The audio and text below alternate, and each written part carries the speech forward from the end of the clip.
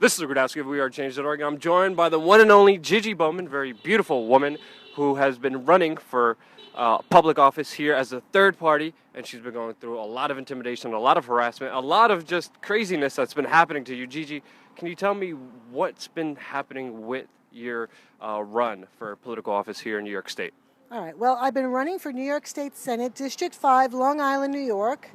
And the GOP on Long Island did not want me on the ballot.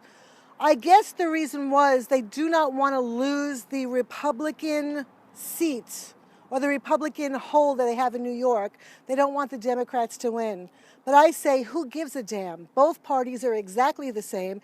And the guy that I'm running against voted for the New York SAFE Act, which is the reason I was running. It pissed me off when he started, when he pulled the lever and voted for the New York SAFE Act, which infringed on our Second Amendment. And I watched that vote take place and felt that the SAFE Act shouldn't even have been about guns. It should have been about pharmaceutical medication. They used the incident at Sandy Hook to they used that incident to push this bill through in the middle of the night. The senators, the assembly hadn't even read the bill when they voted on it, and it was just a very quick thing. They felt that it needed to be pushed through because of what happened at Sandy Hook. None of the legislators stood up and talked about the fact that all of these school shootings, 100% of them, were done by kids on pharmaceutical medication and adults on pharmaceutical medication. That should be the issue. That should be what the SAFE Act is about. It's not. And I honestly decided to run for office because I feel that corporatism is our biggest problem. We have a government that's in bed with Big Pharma, and they will not talk about them. They will not talk against them. They won't even mention them. They own the media, Big Pharma. They own television. And right now, I've just about had it with all of these news agencies ignoring my campaign. I have to have people on Facebook calling up because they're aggravated that they're not seeing me. Even in local newspapers are cutting me out. Yeah, even on the ballot, it's been reported by other people here who are trying to vote for you that you're not even listed on the ballot, which you've been fighting for, and you've actually been sued, 5 times, and you have to go all the way up to the New York State Supreme Court? Yes. Can you tell us about that? What's been happening? Because it seems like voter suppression of the third party happening here in Long Island. When you run as a third party, you have to collect quite a few signatures. I collected 5,191 signatures with the help of my husband and some friends. It took me the entire summer.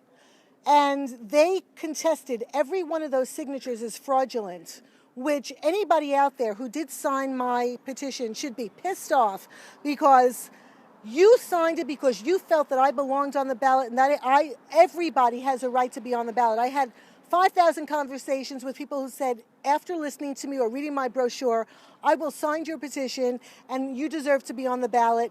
And the GOP decided that I didn't belong on the ballot according to them. They said every single signature was fraudulent. I went all the way to the Supreme Court. They contested it five different lawsuits, 5 different times, all the way up to the New York State Supreme Court. And I won 4 out of 5 of these cases, okay? So I am on the ballot, but even though I'm on the ballot, I still had to send my court papers to places like News 12, Newsday got it wrong. Some papers even said that you were not even running here in Long Island, which is, again, just total discrimination against the third party. You had to go through major court proceedings that interrupted your whole campaign. You had to go through legal court cases. Finally, you won in the New York Supreme Court case, but they defeated you in a way because they made you spend all your time and all your money and all your resources on the legal battles instead of being able to run as an independent, free third party. Well, that's exactly it. What they do is they distract you from campaigning. They're suing you to get you off the ballot. And even the small local newspapers like the Oyster Bay Guardian did not post me as a candidate. They posted the other two, the 20-year incumbent, GOP, and the Democrat. They post them and they don't even mention me. I call up when I see this and they don't even give me the courtesy of calling me back. This is the same town where I called up to get a table at a local festival, which is the Oyster Fest. They don't return my calls. There's a game being played here. The government, whether it's local government or the big, state government, They're all in bed together with the media, and it's evident after running for office that if people, I'm just an ordinary real estate agent, mother, wife from Long Island. People like me need to step up. I run the organization's Liberty Candidates for this reason. I really believe that people, ordinary citizens, citizen activists, need to run for office, and you're going to get hell like I did. But guess what? While I was out there and the attention that I did get in the debates I was in, I talked about issues that they're not talking about, like legalizing industrial hemp for jobs and for, burning for fuel. I mean, we have wars for oil and we have people, don't want fracking.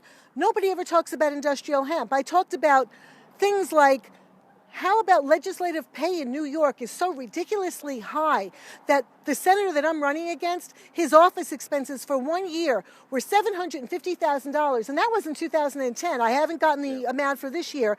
But we need to really have more citizens like me run for office, and you're going to get hell like I did. But in the end, it's worth it because you get to wake up some people. I've gotten people listening to what I have to say because I'm an ordinary citizen, because I'm one of them running for office. So even if you have to go through this crap that I went through, it's worth it. And I wish that more people would do this, and I will stand behind you with Liberty Candidates if you want to run for office. The link will be in the description below. Gigi is a very strong, passionate woman here who's been doing a very honorable race. Even though there's clear voter suppression, she's still keeping up the fight. Her causes are very much important to a lot of people. A lot of issues that you don't see the Democrats or Republicans talking about, she's talking about. She's personally touched by the loss of her daughter because of the pharmaceutical industrial complex. She's fighting a very serious fight. Unlike the mainstream media, unlike all these major political parties, your voice will not be suppressed here. What's next for you? I want to take a big rest because I'm really tired, and this has really worn me out. But I'm going to continue to fight for liberty. There are issues that I really I feel very strongly about, like the labeling of GMO food. And, really, it's not so much about labeling. I'd like to throw Monsanto the hell out of this country like they did in Europe. We're being poisoned through our food system. They've compromised our soil. We really need to start fighting back, and if we don't, then I don't know what we're going to do. So we need people to step up and run for office like I did. Beautiful. Thank you so much, Gigi. Really appreciate your time. Thank you, Luke.